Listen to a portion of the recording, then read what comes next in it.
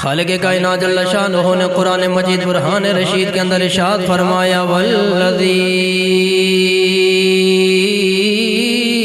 جاء بالصدق وصدق به اولئک هم المتقون۔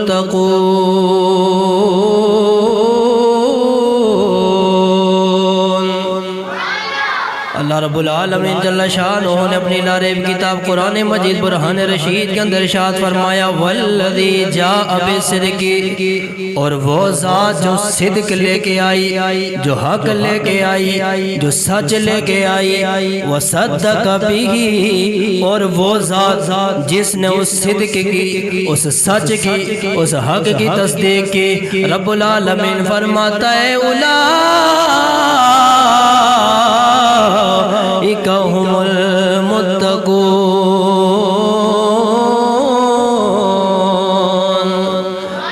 فرمایا یہی وہ لوگ ہیں جو تقوی والے ہیں،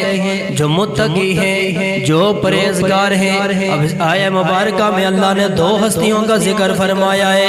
ایک ہستی وہ ہے جو جاء بالصدق ہے، جو حق لے کر آنے والی ہے، سچ لے کر آنے والی ہے، صدق کو لے کر آنے والی ہے۔ اور دوسری ہستی وہ ہے وہ صدق بہ، جو حق کی تصدیق کرنے والی ہے، سچ کی تصدیق کرنے والی ہے، اس صدق کی تصدیق کرنے والی ہے۔ اب اللہ رب العالمین نے اس آیہ مبارکہ کے اندر دو ہستیوں کا ذکر فرمایا ہے، لیکن اب سوال پیدا ہوتا ہے ان دو ہستیوں سے مراد کون سی ہستیاں ہیں؟ آؤ ذرا مفسرین کرام سے پوچھتے گئے، محدثین سے پوچھتے گئے، مؤرخین سے پوچھتے گئے۔ جناب مولا علی شیر خدا رضی اللہ تعالیٰ عنہ اس آیہ مبارکہ کی تفسیر بیان کرتے گئے، اور یہ حدیث مبارکہ تفسیر خازن کے اندر بھی موجود ہے، تفسیر روح البیان کے اندر بھی موجود ہے، تفسیر در منصور کے اندر بھی موجود ہے، تفسیر قرطبی کے اندر بھی موجود ہے، اور تاریخ دمشق کے اندر بھی موجود ہے، تفسیر کبیر کے اندر بھی موجود ہے، اور تاریخ کتاب الصواعق المحرقہ کے اندر بھی موجود ہے،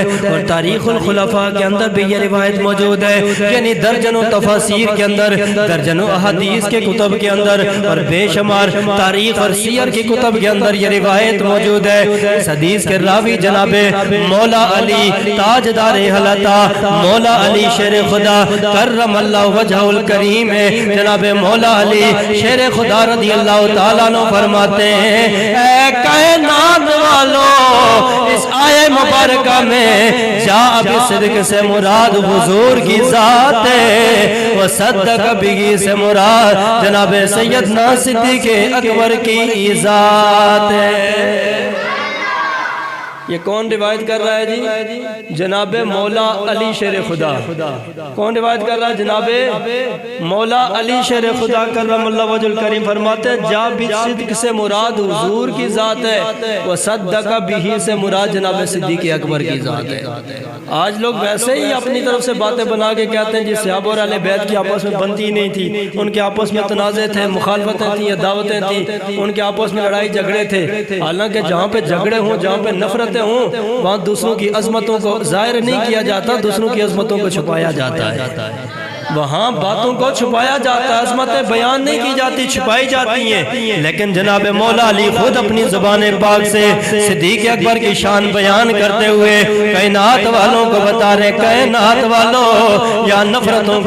نفرتوں کا تو تصور ہی نہیں ہو سکتا، عداوت کا تصور ہی نہیں ہو سکتا، یہاں محبت ہی محبت ہے، یہاں پیار ہی پیار ہے، یہاں خلوص ہی خلوص ہے۔ اس کی وجہ یہ ہے کہ میری تربیت بھی رب کے محبوب نے فرمائی ہے، اور صدیق اکبر کی تربیت بھی مصطفیٰ نے فرمائی ہے۔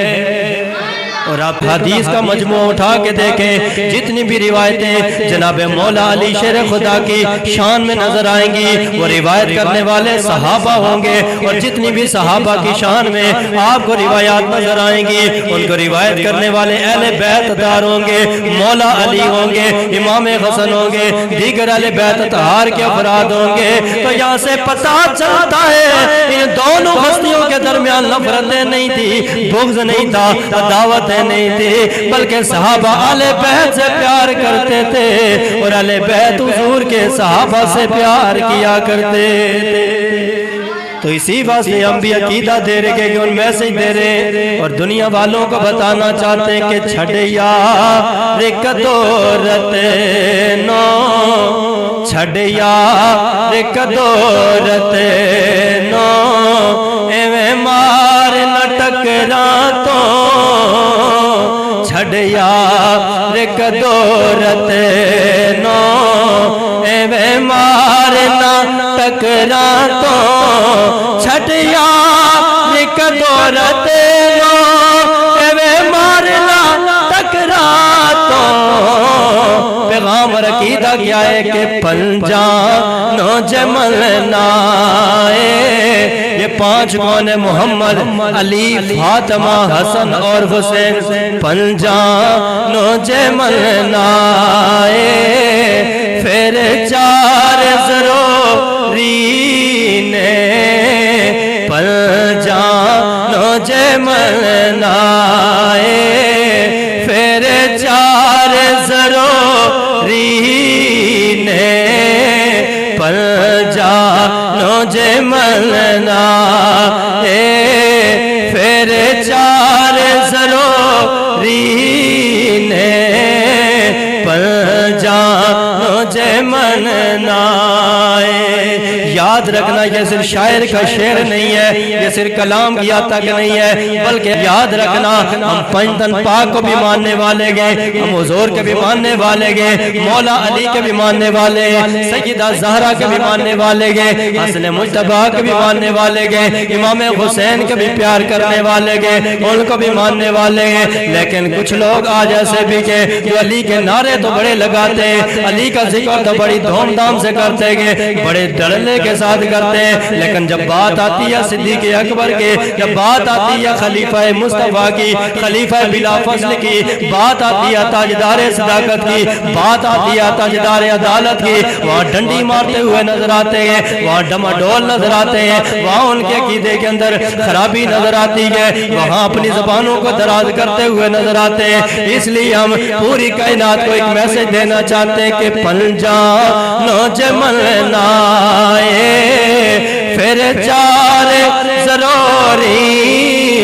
نے پنجانو جمل نائے اگر جناب مولا علی کو مانتے ہو اگر سیدہ زہرا کو مانتے ہو اگر امام حسن کو مانتے ہو اگر امام حسین کو مانتے ہو تو پھر حضور کے خلیفہ بلا فضل صدیق اکبر کو بھی ماننا پڑے گا خلیفہ ثانی سیدنا فاروق اعظم کو بھی ماننا پڑے گا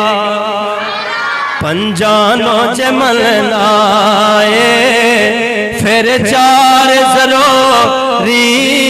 نے پنجانو جمل نائے پھر چار ضروری نے